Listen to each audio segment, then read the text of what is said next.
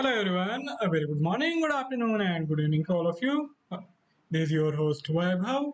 How are you doing guys? In today's session, the range is quite a lot more in comparison to past three trading session. The market action is quite interesting in today's trading session, and we can indeed go for the trades where we feel that the volatility is likely to persist, and we can take advantage of this increased volatility. So let us now head to the JForex for the newly released trading platform from the Dukascopy Bank SA. This is the chart of the USD JPY. Each candle period has been defined at 5 minutes. I have added this Donchian channel 24 and 48 to get us the price range prevalent over last 2 hours and 4 hours respectively. Along with that, we have SMA 12 and SMA 24 in place to consider the average price prevalent over last 1 hour and 2 hours respectively.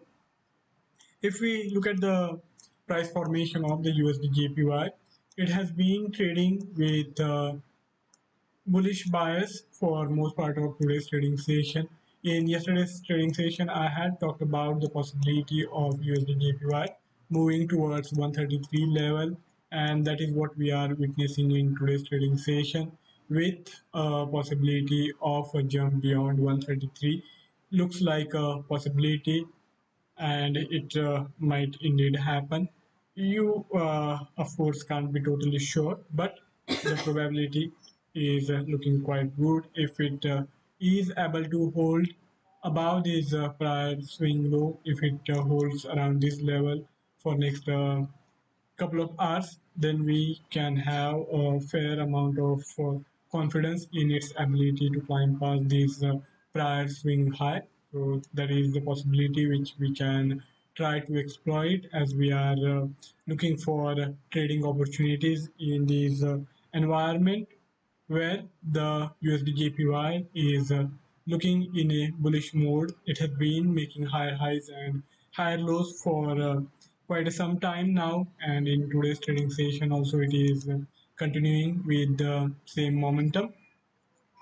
Here you can notice that in yesterday's trading session it climbed up sharply, and for most part of today's trading session it has been holding closer to those yesterday's highs with this swing high, which was slightly higher in comparison to the prior highs, but nonetheless, I think it was an indication of the interest of the market participants to push the USDJPY beyond 133. That hasn't unfolded yet, but I think we can indeed take our chances and wait on the USDJPY to climb past 133 levels in coming hours. Now, of course, the question is whether the JPY is the most bearish instrument trading against the US dollar, or if we have better opportunities elsewhere. And for that, of course, we have to consider all the major currency crosses involving the US dollars, like EURUSD, GBPUSD, AUDUSD, NZDUSD, USDCHF, USDCAD, and of course, we have already taken the look on the USD JPY. Now let's switch to the most liquid currency cross, the Euro USD, most popular instrument in the forex market. This is the Euro USD charting, and for the Euro, day has been quite phenomenal. Those who have bought Euro would have been able to make quite a good amount of money. It has risen up almost 1 percentage point from its low established in European trading session to now beyond 1.09 level. So today has been a good day for Euro bulls. So if you have been following its trend for last couple of sessions with this formation of higher highs and higher lows, holding it in a good state, we saw finally a breakout beyond this prior swing high, and that opened up the door for further rise on the higher side, and it is pretty much in line to cross this immediate swing high of 24th March. Today's swing high was slightly lower, just a couple of pips lower than this prior swing high. So the possibility is quite strong that in coming sessions, if not today, we will see it climbing towards 1.10 level. Now looking at the current price formation, we have to see what are the trading opportunities being generated on these levels. So for new trading opportunities, I think we'll have to be a bit cautious here. It has risen significantly, and that makes the job of going with the trend a bit difficult. If we have to go for a with the trend trade, then maybe we should allow it more time to consolidate, and then maybe we can think about initiating a new trade in this same bullish manner. For going short, I would not really recommend that. It is not really advisable to short the euro, which is having such a bullish momentum at these current levels. So with its bullishness intact, it is better to go with the flow and keep looking for opportunities to go long.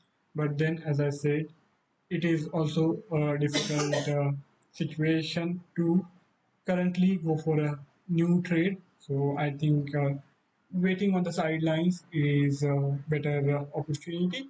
So euro is also in a bullish environment. JPY is in a bearish zone against the US dollar. So we saw these two currencies which are trading in a divergent manner against the US dollar, and I think the best possible combination can emerge of Euro JPY, where you can utilize the strength of the euro and the weakness of the JPY to go long. So that is a possibility which you should be looking at.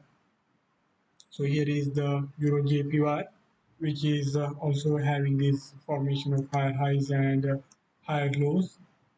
But since we majorly cover the Euro USD majors, we will not really go into the details of Euro JPY formation, as that will need more time investment from this session. Let's now move to the other major currency, the Australian dollar, and see how AUDUSD is faring up for the day. The AUDUSD, after this climb earlier in the day, has decided to spend this time in a consolidation phase, holding this level of 0.67. The price level is providing some support for the AUD. It has been hovering closer to this zone for last couple of hours. It's almost 5 to 6 hours now. And even if we consider its medium-term charting, this formation of higher highs and higher lows is keeping it in a bullish zone. So that is the natural trade for us to look at. But we saw that euro is faring much better for a long trade in comparison to the AUD. Euro is now sitting at the highest point of the day, close to highest point of the day, whereas for the AUD, the day's high came in early and now it is in correction phase. So for these these two, three currency crosses which we have seen so far, the euro is the most bullish and JPY is the most bearish one. So that is the takeaway.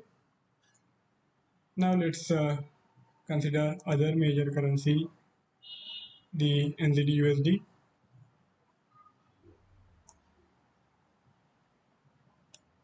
For NZDUSD, the things are looking much better in comparison to its Asia Pacific peer, AUD. The NZD is having these formation of higher highs and higher lows, but it has been able to successfully climb and hold above this prior swing high. So that is one interesting takeaway. And if you compare it to the euro, the formation is looking quite good. Let's see how things are shaping up for it from the medium term perspective. For medium term perspective, things are not that bullish, but from the intraday perspective, it is looking much more bullish in comparison to the AUD. Maybe overall, you can still keep it behind the euro. Euro is having a better momentum overall, but NZD is, of course, slightly ahead of the AUD in its bullishness. For GBP,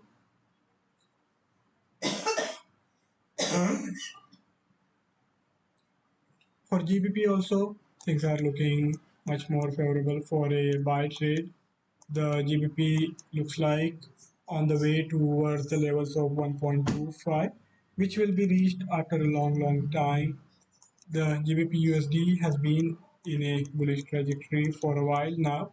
It is continuing this formation, and here it has made this high above prior swing high. So that is a distinct achievement for it, because for most other major currencies, we have seen that from the longer term perspective or medium term perspective, they are still to cross above these prior swing highs established in the last week. But GBP has done that. So on that count, GBP actually emerges as one of the most bullish instrument, even ahead of the euro.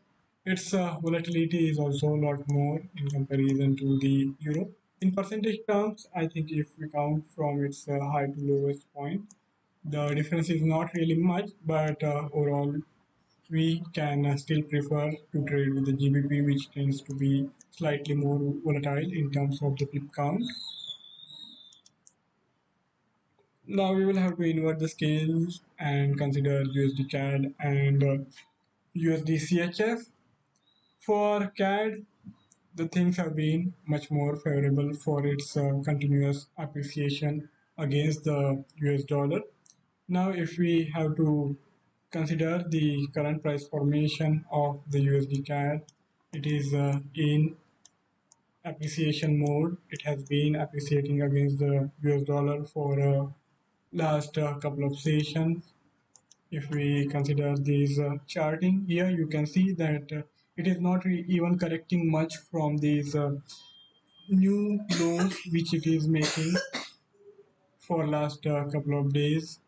So I had talked about this possibility of a fresh breakout a couple of sessions back that did materialize, and from there on, it has been a one-way ride downhill for the USD CAD. So this is an interesting scenario, and I think this is likely to persist. So that makes CAD as one of the best choice to go short, the USD CAD as the best choice to go short, and CAD to go long if you are betting in the weakness of the US dollar to persist for next couple of hours at the minimum and couple of days at medium term timeline.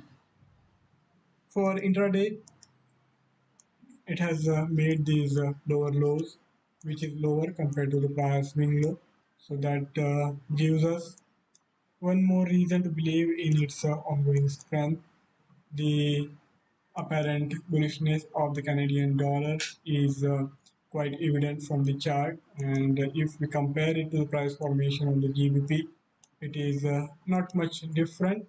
So I think it is a matter of your choice now, and given the fact that both Canadian as well as US markets will be remaining much open much longer than British markets, which will be closing soon.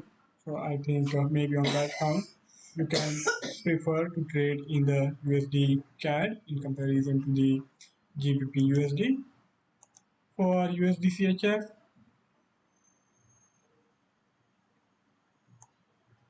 the CHF has appreciated a lot in today's trading session against the US dollar. It has climbed almost 1 percentage point.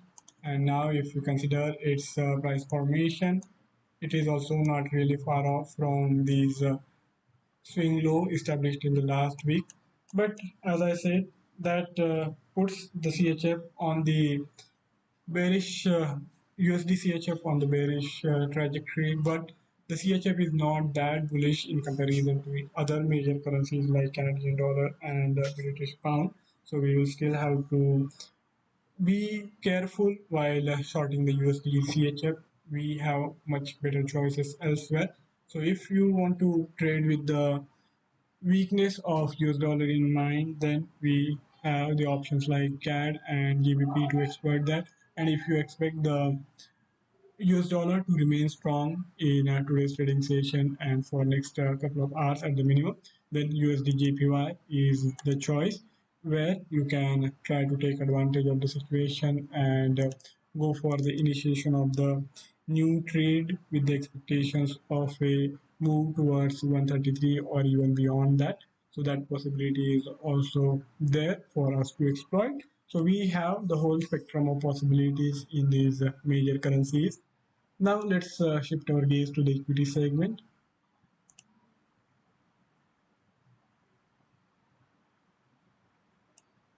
For equity segment, the day has been quite a volatile one. Earlier in the day, the Dow was climbing up towards 33,000 level, but from those levels, it has given up some of these earlier gains, and now it is in a corrective zone, hovering closer to 32,800. And if we consider this price formation, it is still suggestive of higher highs and higher lows, that is bullishness. So the market participants are increasingly bullish on equities, though in particular, not all the equity indices have been similarly bullish for last couple of sessions. The S&P 500 seems to be catching up. It is also looking strong in today's trading session. Let's consider the NASDAQ as well. NASDAQ is also looking quite good in today's trading session. So this is a change for the NASDAQ, which was slightly more bearish for last couple of sessions, but now it is also catching up. But still, I think it is a better idea to go with the S&P 500 in comparison to the NASDAQ, which is having a slightly less favorable formation. So if we consider these three equity indices to trade in today's trading session, then we have the S&P 500 emerging as a good choice to go long. And if you are not really confident about this ongoing strength in the equity segment, then maybe you can wait it out, and if things stabilize and it becomes difficult for the equities to continue the climb, then maybe you can think about shorting the Nasdaq later in the day after due consolidation. So that possibility can also be kept in the mind. So that's all from my side for today's trading session. If any of you have any query or any idea to share, do write to me in the feedback, and I will be more than happy to take the discussion forward. See you next time around with new developments to cover, with new ground to cover, with new trading opportunities to look at. Goodbye.